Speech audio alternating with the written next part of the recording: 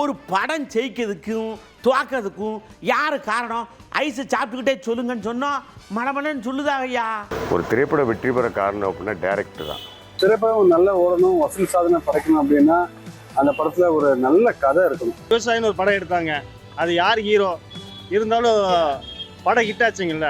ஒரு படம் ஹிட் ஆகணும்னா காரணம் டைரக்டர் தாங்க. முக்கியமாக வந்து இசையில் பாட்டு கதை வந்து முக்கியமாக இருந்துச்சுன்னா அது அந்த படத்துடைய வெற்றி மக்கள் ரசிக்கக்கூடிய.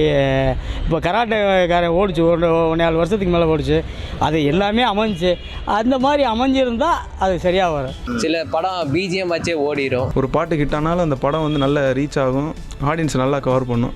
அதுக்கு உதாரணம் பார்த்தீங்கன்னா ரஜினி நடித்த ஜெயிலர் படத்தை சொல்லலாம். இந்த கிழக்கு செம்மையில் வந்து அண்ணன் தங்கை பாசத்துக்காண்டு ஒரு உதாரணமான படம்.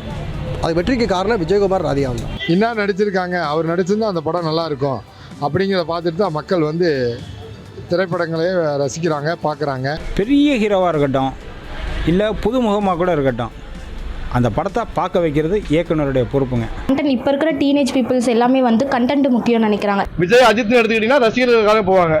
இப்போ தமிழ் பொதுவான படம் எடுத்துக்கிட்டிங்கன்னா அந்த படத்தோட கதை மெயின் கதை காரணம் டைரக்டர். சங்கரின் இயக்கத்தில்னு சொல்லுவாங்க. அப்படி சங்கர் சில படங்களில் இயக்குநர்களும் காரணம், நடிகர்களும் காரணம், இசையமைப்பாளர்கள், பின்னணி தொழில்நுட்ப கலைஞர் எல்லாருமே ஒரு படத்துக்கு காரணம். நடிகர் அவர் பெரிய நடிகர், அவங்க நடிகர்கள்லாம் எல்லாம் சும்மா ஒரு நாளைக்கு தான், மற்றது குவாலிட்டியை பொறுத்து தான். கதையும் நல்லா இருக்கணும், கதாநாயகன் இருக்கணும், டைரக்டர் நல்ல டைரக்டராக இருக்கணும். மெயினாக அந்த டைரக்டர் சொல்கிறத கேட்டாங்கன்னா படம் என்றைக்குமே ஹிட்டாக தான் ஆகும். சூப்பர் பந்துங்கிறது வெற்றியடைய காரணமும் கதையும் திரைக்கதையும் தான் காரணமே.